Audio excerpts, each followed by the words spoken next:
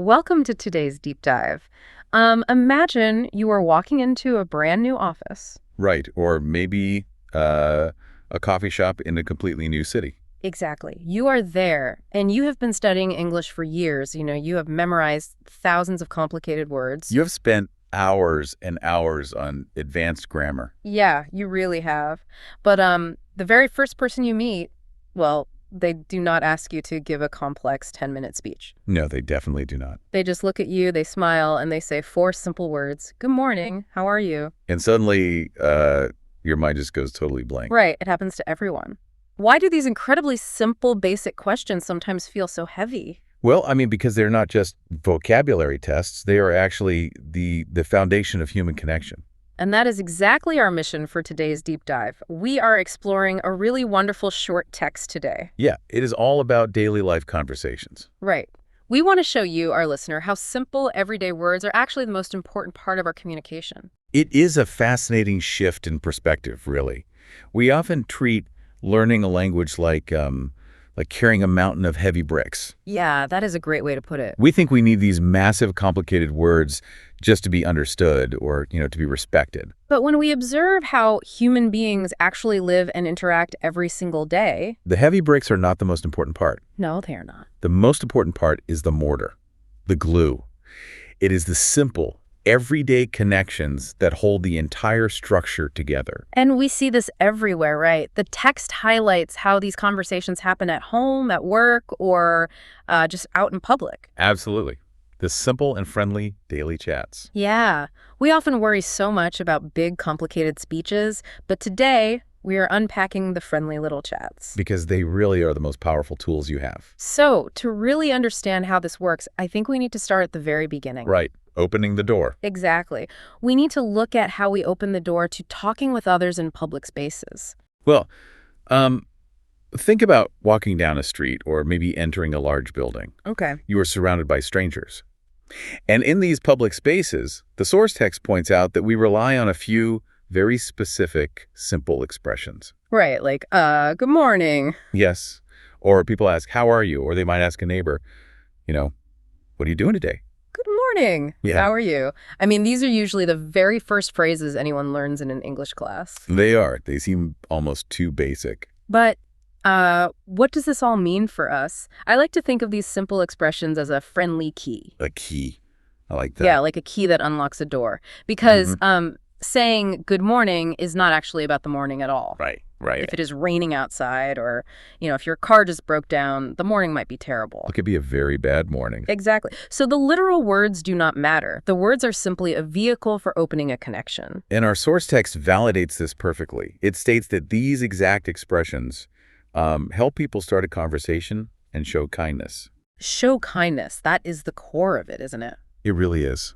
Kindness is the absolute core function of these simple public greetings. And because the goal is connection, the way you say the words, your tone of voice becomes the most important thing. Oh, absolutely. Tone is everything. You can use the exact same simple words, but create two entirely different results based on your emotion. Let's actually model this, because the difference for a language learner is huge. Okay, let's do it.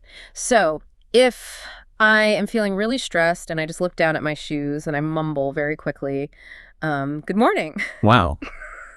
Yeah. Without any emotion. That does not sound like a friendly key unlocking a door. Not at all. It sounds like you want me to go away. Right. It sounds like a chore. Yeah. My words said hello, but my tone of voice said, do not bother me. Yeah, it completely fails to show kindness. But if I change my approach, I stop, I take a little breath, Right. I look at the person with a slight smile, and I use a very warm, gentle tone. Good morning. How are you? The change in the room is immediate.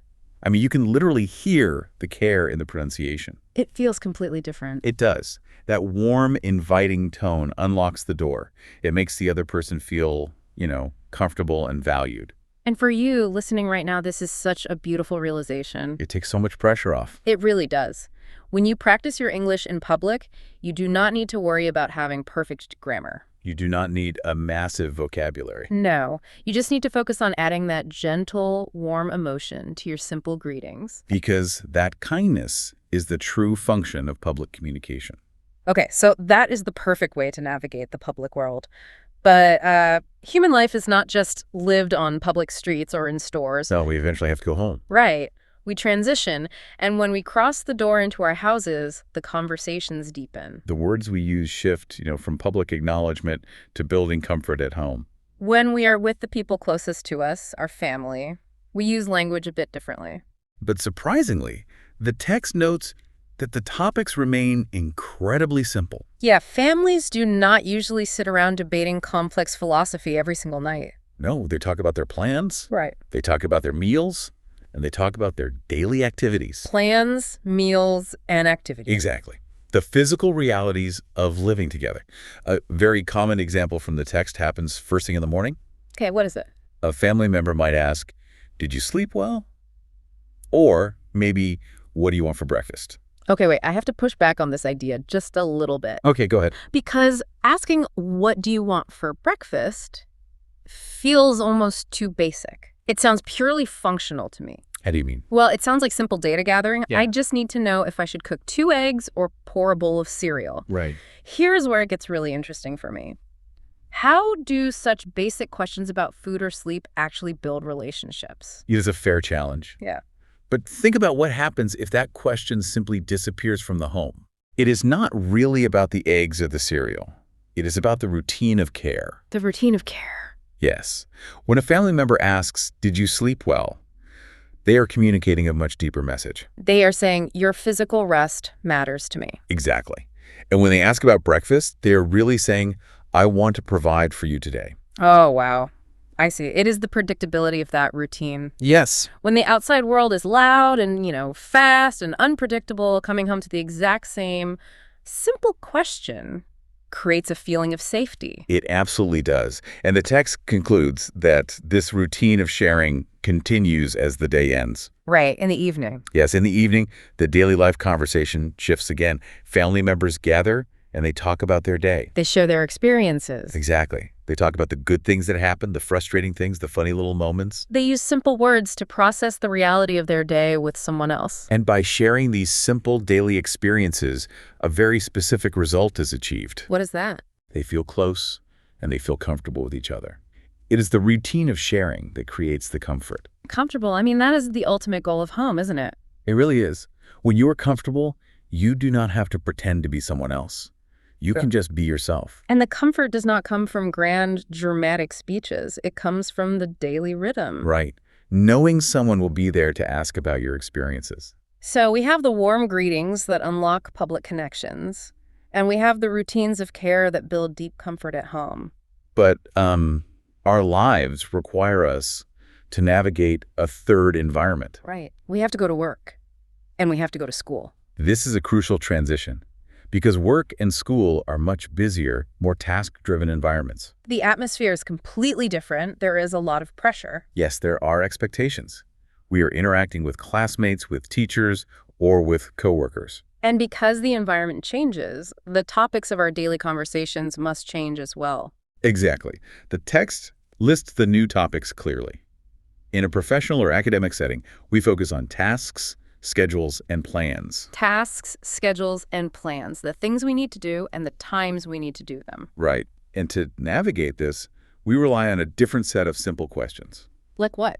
Well, questions from the text like, "Can you help me?" or "What time is the meeting?" Can you help me? Let's practice that one because it is so important. It really is. It is only 4 simple words, but it requires a lot of vulnerability, It does. Asking for help means admitting that you cannot do something alone. which can be scary. Terrifying.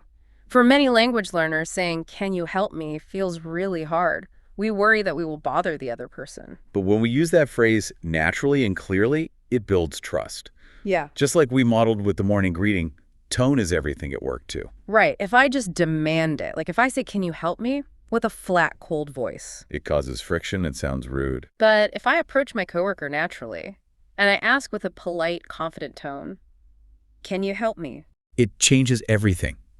You are showing how working together gets easier. You are showing respect for their skills. Exactly. You are telling them that you value their expertise. That reframes it beautifully. And then we have the scheduling questions, like what time is the meeting? Right. I have an observation about this. Because work or school can sometimes feel totally overwhelming. Oh, absolutely. But these simple questions are described in our source text as very useful. Yes, they are. Can you explain the bigger picture here? Why do simple scheduling questions matter so much for a team? Well, let's ground the answer right in the text. The text explains that these specific simple questions help people work together and understand each other better. Understand each other better. Yes. Think about teamwork. Teamwork requires multiple people to share a single reality. Right. If nobody asks, what time is the meeting? Hmm. Then ambiguity takes over. People get confused. Oh, and ambiguity causes massive stress. Exactly. If I think the meeting is at 2 o'clock and you think it is at 3 o'clock, we are not sharing a reality. Oh. The entire system just breaks down. Precisely. By asking what time is the meeting, you are removing that confusion. You are helping the team stay aligned. So without these basic daily conversations, teamwork just wouldn't happen. It really wouldn't. You cannot build a complex project if you cannot even agree on the time of the meeting. This should feel incredibly empowering for anyone learning English. I hope it does. When you step into your English class or, when you speak English at your job, you might feel pressure. Pressure to use complicated business jargon. Right. You might think you need to sound like a textbook to be valuable to your team. But you do not. No, you just need to be brave enough to communicate clearly. Asking politely, can you help me? Or confirming what time is the meeting makes you an exceptional teammate. And this brings us to the core truth of our entire deep dive today. Yes, if we look at everything we have explored, the public streets, the private home, the busy office. What is the ultimate takeaway from the source text? It is beautifully simple. Daily life conversations are simple, but they are very important for communication and relationships. Simple, but very important? Exactly. They are the keys that unlock kindness in public. They build a comfortable, safe harbor at home. And they create teamwork at school and at work. You do not need complex grammar to have a meaningful human connection. No, you do not. You simply need to care about the person standing in front of you. Absolutely. And this brings me right back to you, our listener. Yes, to you. Learning a language is a big journey. Sometimes it feels heavy. Sometimes you might feel shy. You might worry that your vocabulary is not big enough. But the reality is, you already possess the most powerful tools in the English language. You really do. Every single time you practice speaking English, you are doing something extraordinary. Even if you are just saying good morning to a barista. Yes. Or asking, how are you, to a neighbor, you are successfully building relationships. You are actively showing kindness in the world. You are communicating, and you are doing it beautifully. The warmth in your voice means far more than perfect grammar ever will. It really does. So we want you to feel confident. We want you to feel inspired. Practice speaking your simple English every single day. Be proud of your good mornings. Yes, be proud of your simple words, because every time you say them with warmth, you are creating a real connection. It is the daily practice of kindness. Before we finish today, we want to leave you with a final thought. Something to explore on your own. Right. We talked about how simple greetings are like a handshake for the brain. And how they build comfort and teamwork. So the next time someone asks you a simple question like, how are you? Well, try not to just give a fast automatic answer. Take one gentle breath. Think about the hidden kindness behind those words. That person is offering you a small moment of connection. They're opening a door for you. And consider this. How can your simple, everyday English reply create a meaningful connection that lasts all day?